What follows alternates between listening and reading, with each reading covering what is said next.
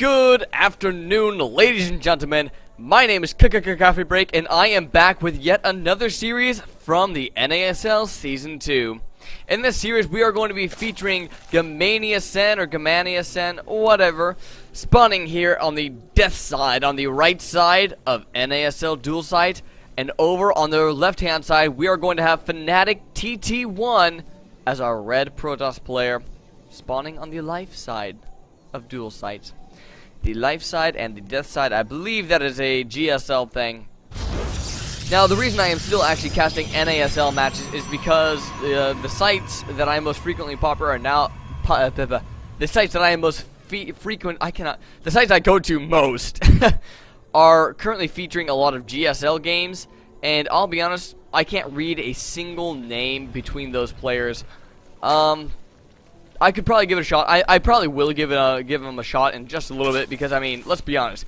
Those are GSL games. Those are not games you just want to scamp on by. But in the meantime, I like being able to read the players' names that I am casting. So here I am, ready to go into this PvZ once again. I've been looking for a good TVZ or a good TVT, ZvP, but I swear, the only good games out there are games with Protoss. In fact, the only games at all on the first page and a half of the sites that I go to have been Protoss vs Protoss or Protoss vs Zerg. So that's why I've been doing so many of those lately. It is not just because I am a Protoss player. We do have Sen over here going for a spawning pool first, getting that extractor, then pool.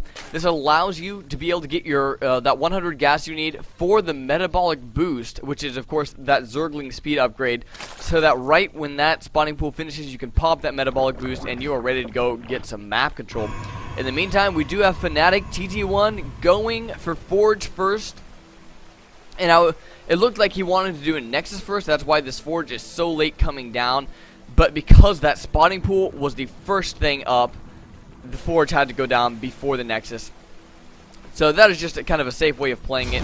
There goes the Nexus. And we have an 18 Nexus and about a 16 Forge. A little bit of supply block going, but that is just part of the build.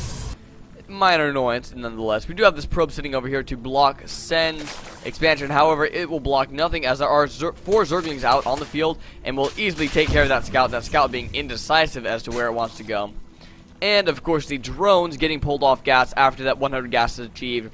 Zerg players, I would highly, highly recommend doing this build that we just saw Sen doing. Once again, it was the... Ooh, a little bit of lag going on there. I apologize for that. It was the hatchery... not hatchery. It was the extractor, then pool. Once again, the extractor allowing you to get that 100 gas, and the pool, you get that metabolic boost with Zergling speed. Just allows you to get nice map control. It's a very, very safe early game build, but doesn't really delay your hatchery all that much, so it's a very nice build to go. We do have a second probe coming across the map, trying to scout out what's going on. He is indeed going to see this expansion. I don't know if he's Zergling's faster. We have Zergling 2.95 movement speed.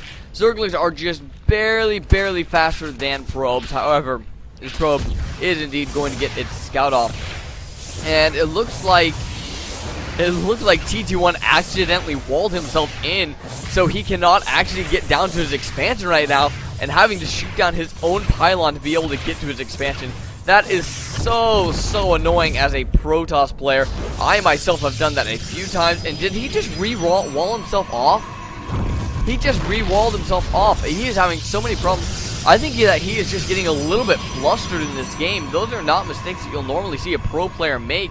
And I do believe that there is enough room right here for his probes or any other sort of melee to get around. It'll actually look like there's a little bit of space between the geyser and the mineral patch there.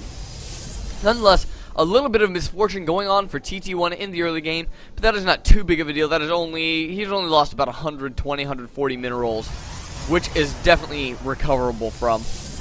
Chrono boosting out probes right now, that is exactly what you want to do. Few Zerglings coming over here to scout out. We do see that that metabolic boost has now finished. However, they will not be able to get too far, as we do have 2 photon cannons with a 3rd one on the way, as well as a couple of zealots back to defend.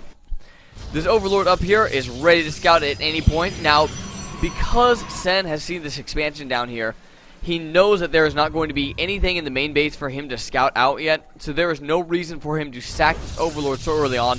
The reason, obviously, that you have this Overlord over here is to move down into the main base and scout out what tech is being laid down. But once again, since there was this expansion right here, Sen does know that no tech can be in the base at that moment. So there's another thing for you Zerg players to keep in mind, is that if you see this expansion, you don't need to sacrifice your scouting overlord immediately. You can wait till like Sen's doing about the 7:15 mark, maybe even the 7:45, 8-minute mark, because we just now have our cybernetics core finishing.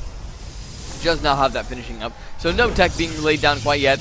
And now that TT1 sees its overlord, I doubt that he will lay down his tech right in front of that. We'll probably wait to get a stalker or a sentry out first until he does anything like that. We do have three zealots sitting out kind of in the middle of the field, probably chasing off those zerglings, but nothing big there. This overlord once again flying through the middle of the base, but he's not seeing anything at all. And that forces our Protoss player to accumulate some resources, as once again he doesn't want to lay down any sort of tech, so that Sen will be completely in the dark once that overlord is finally killed off. But so far, TT1 has not really made any unit to deal with that overlord. We do have a sentry out, but I think a stalker would have been the faster solution. However, the sentry, obviously the unit that he wanted. We do, hold that thought. We do have a lot of zerglings moving out across the map. They are going to trap one zealot there, and that zealot, not having the +1 upgrade, can kill zerglings in 3 hits rather than 2. And it looks like TT1 is indeed going to see this third base for Sen. That is going to be a big thing for TT1 to see. Now he knows exactly what is going on. We do see the robotics facility laid down now. After that overlord was actually not removed, it escaped with just a little bit of its health. And that's just like a little bonus as a Zerg player. You do not expect to keep that overlord alive, so anytime he stays alive, you are happy. So it looks like Sen's going to be in a very, very good position in this game. He's already up 3 bases to 2 bases, 97 to 67 supply over on the income tab. We do see a slight harvester advantage in favor of our Zerg player. That is not too much though, and a 2-base Protoss is not anything that you can just, you know, forget about. You definitely have to keep an eye on them. We do have 3 photon cannons at the front though. That does almost seem a little bit excessive to me. One Zergling stacking itself, sees all those sentries there. But that is rather much so to be expected. Now we do have this Overseer. Once you morph an Overlord into an Overseer, he gets full health back apparently. So the Overseer's going to be able to run around in the base, be able to see the robotics facility, and I don't know if he saw the Warp Prism coming out. The Warp Prism could be a nasty, nasty surprise over in the Zerg's base. It does look like we're going to be having roaches on the way. That is the unit of choice for Sen, as well as a 4th hatchery, a macro hatch, just to produce a few extra units, and not actually taking this this obvious third over here. I think he was kind of hoping to keep this in the dark for as long as he possibly could. A lot of roaches out on the field, as well as all sorts of different roach upgrades. We have Burrow, we have Glial Reconstruction or Glial Reconstitution, and Missile Attack level 1. Now, Glial Reconstitution, I don't know if I can find that in time. That is going to be the movement speed of roaches. I always get the 2 roach upgrades confused. And we do have this Warp Prism going over, landing in the 3rd base. Lot of sentries there, force fielding a lot off. Doesn't quite seem to get the force of Seema, but he did pull all the roaches over to the 3rd base. And now this Warp Prism could come over here and try to force field off the main ramp to this base, but it doesn't look like he's going to be able to do too much damage, as there are 4 roaches back to defend, as well as a Queen and a Spine Crawler. So now, no damage done by TT1, and now Sen is sitting in an excellent position, as that was a little bit of an investment, and he did lose 1 sentry out of that. We do have a Spire on the way now for Sen. Now, that was scouted by TT1, so he's going to expect that. And I believe Sen does indeed see the robotics facility, the robotics bay, pardon, and does drop the, what is that called? That is such an unused upgrade. Contaminate, not upgrade, an unused ability. Contaminate is an underused ability by all means. It's actually, I feel, very, very powerful. If you just get 2 or 3 Overseers, you can completely cripple the production of a Protoss player for a limited amount of time. And I think that if you get that opportunity, you should totally take it.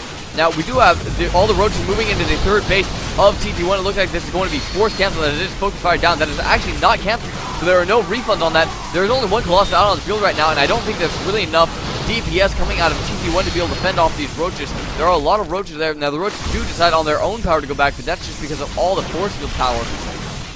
More defensive power than an offensive power is TT1's army right now. There's not much in this army at all. There is 1 Colossus now making an immortal as a response to all of these roaches, which I feel is the perfect response, However, beginning to run low on force field energy, and he is behind 200 to 137 supply, once again in favor of that Zerg player. And now it looks like we're going to have a flank coming out of the Zerg player.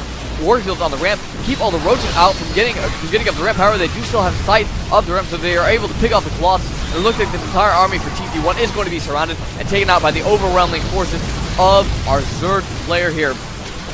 Slight upgrade advantage does go to the Protoss. However, when you're that far behind in the supply count, it does not matter. And Sen almost maxed out once again. And there's the GG from TT1 in game number 1 in this best of 5 series here on Dual Side. I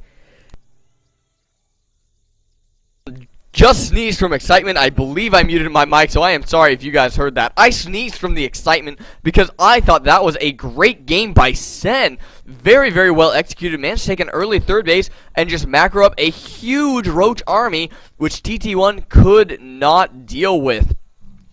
I am going to be going on to game number 2 here in just a moment, so stick around. Do not miss that game. But until then, this is Coffee Break, signing out.